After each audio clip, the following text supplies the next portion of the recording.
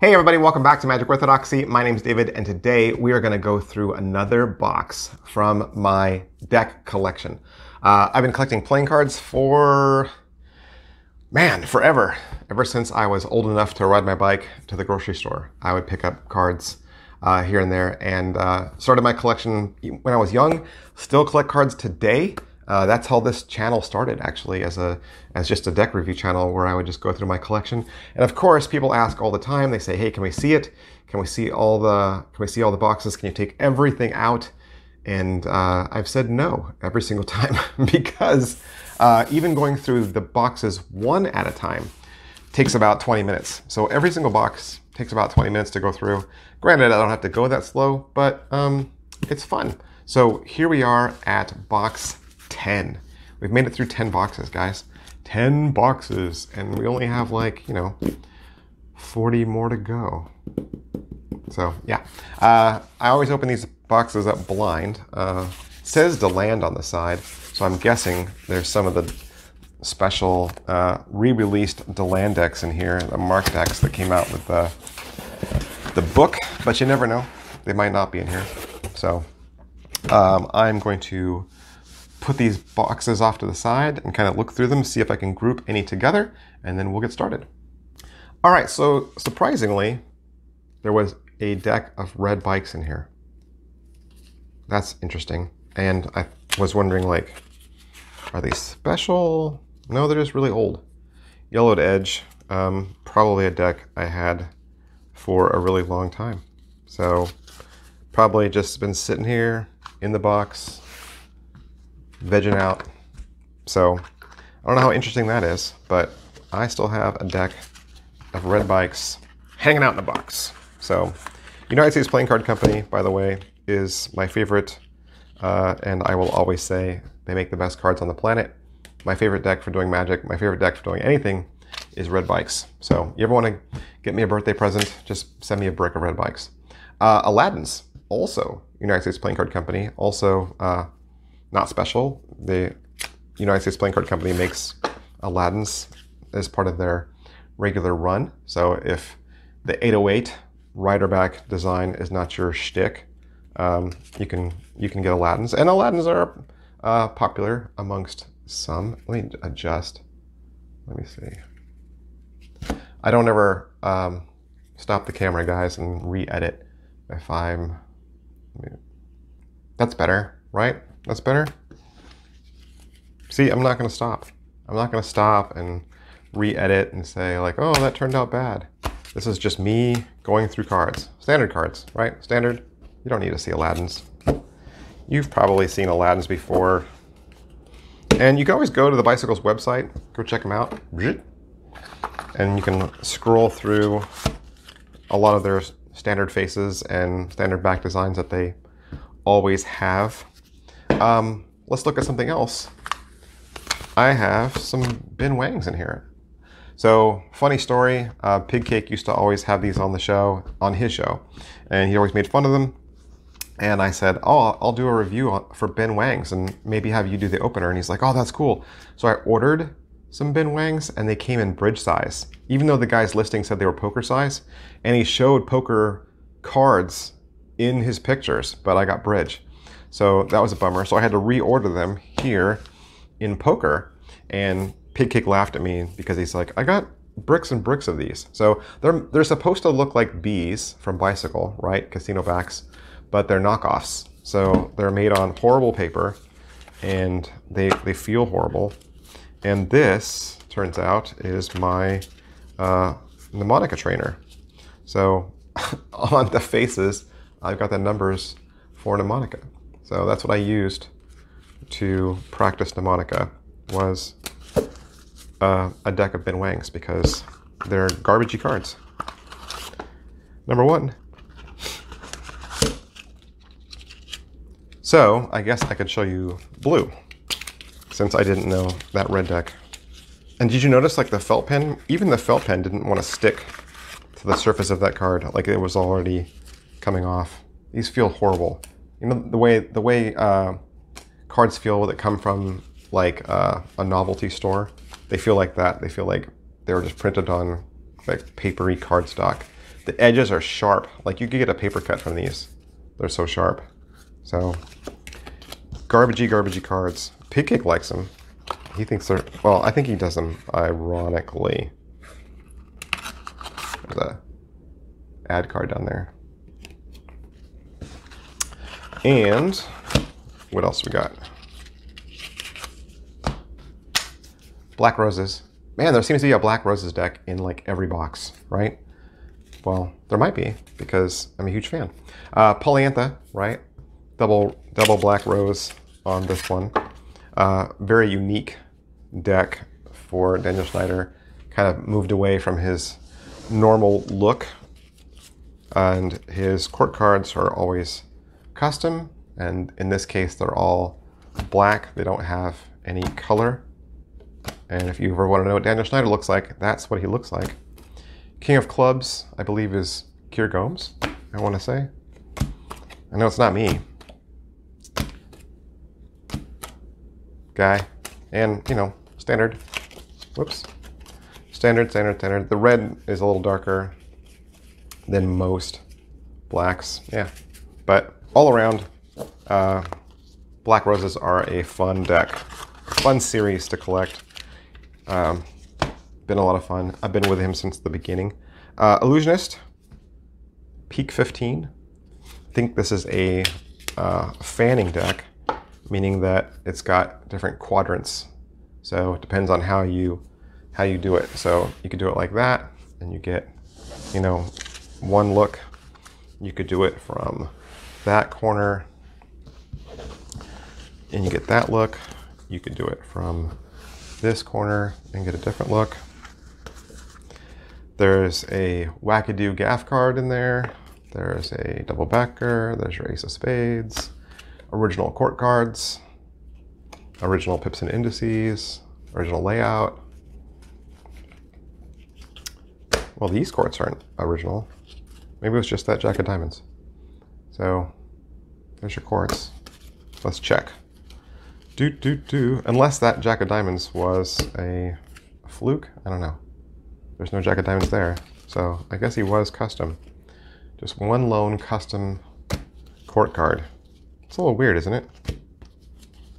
Especially when it's that custom. When it's that much different than all the rest. Makes it stand out. And your two jokers. Kind of look like little hats. Yeah, that's it. Hats. That's what you were going to say. And green club special SW Erdnase deck. So B, right? B green. But this is the Gwr Hollingworth deck from Conjuring Arts Research Center, done as tribute to SW Erdnase and his book Expert at the Card Table.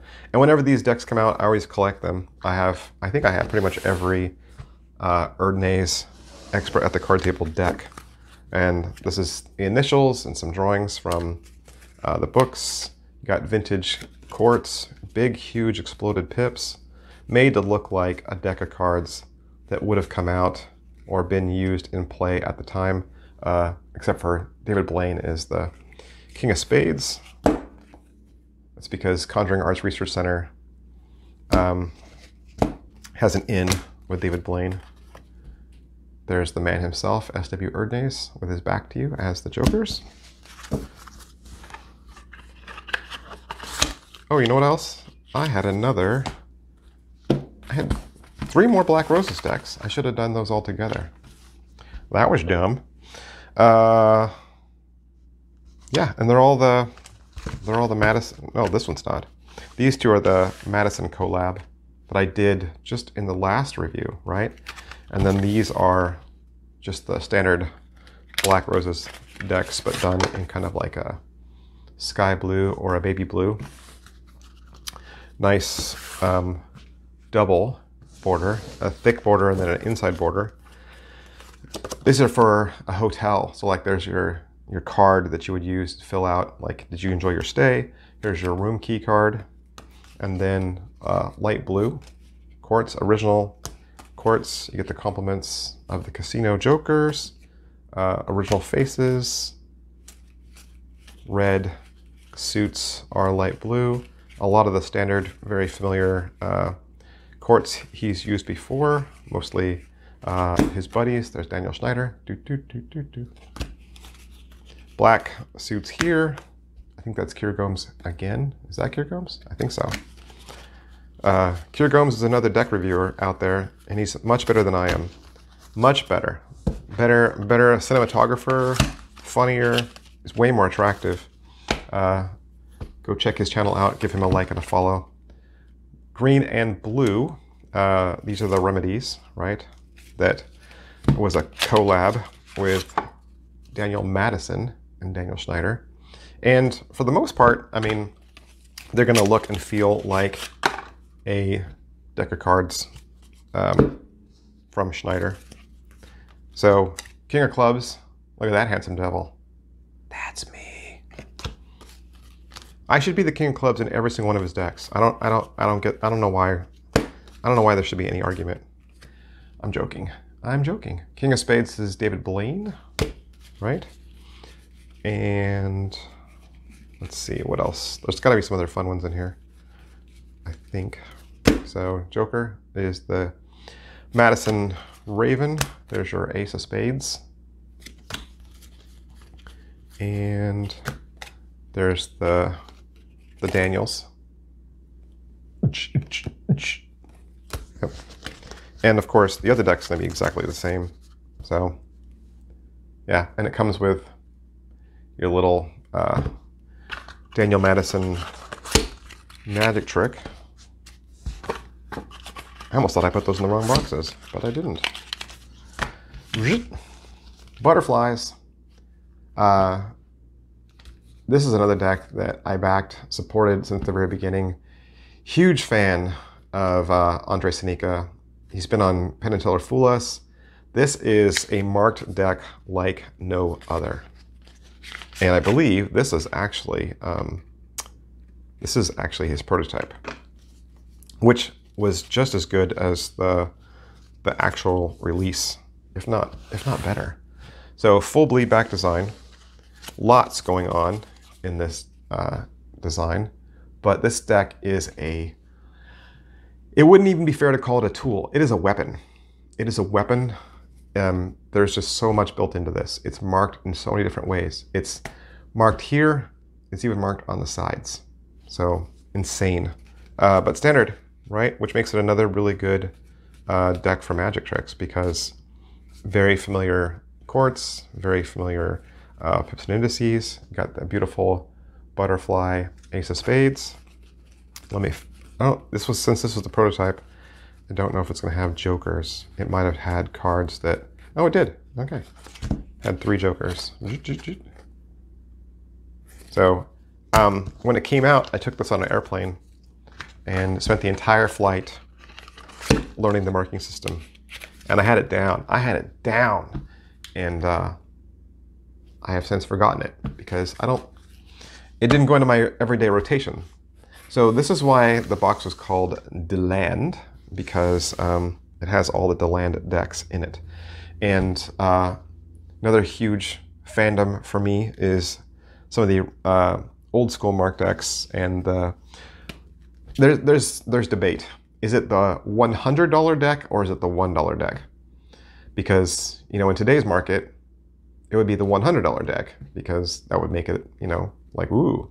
But back then, when decks of cards were probably, you know, a dime or free with a cup of soup, a $1 deck would have been expensive. So there's no period. So you don't know if it's $100 deck or a $1 deck. Does anybody know for sure? Who knows? These are made by magic makers. These are. You can still find these on Amazon. You can find them at the dollar store. These were special gaff decks and mark decks that were put out with the release of the book. So this is the Mystery and Madness deck. This is full of really just gaffs. So this whole deck is bicycle gaffs to use with packet tricks and just mostly packet tricks. And sometimes they're like gaffs that you can insert into a deck of cards to do tricks, but they go with the book. So if you buy the book, the DeLand book, this deck helps you do all the tricks that are in that book. Should have been a companion piece. Should have come free with the book, but you have to get it separately. This is the Wonder Deck, okay, and I'll put the author of the book and the designer of these decks right here. The Wonder Deck is a DeLand deck that was a mark deck, so it's cups, and so it's just a mark deck, really. But I believe it's also a sideways marking system as well, which is, I mean, ironic that we have the butterfly deck in here, because I know Andre took a lot of inspiration from DeLand, and again, they're all done as vintage cards like they would have been if they had been sold back then. Some of these decks I think DeLand only did as concept.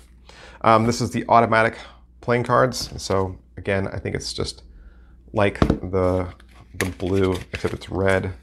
I think these are also magic, yeah, they're also magic makers. They're made in China, so they're very, very stiff. I can't remember if this is a, let's check to see if this is a stripper deck. I want to say it's a stripper deck.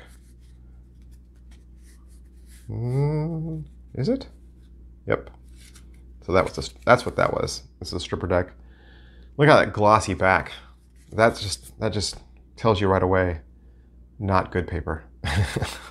And there's the detail in the back is so extensive that there's so many markings.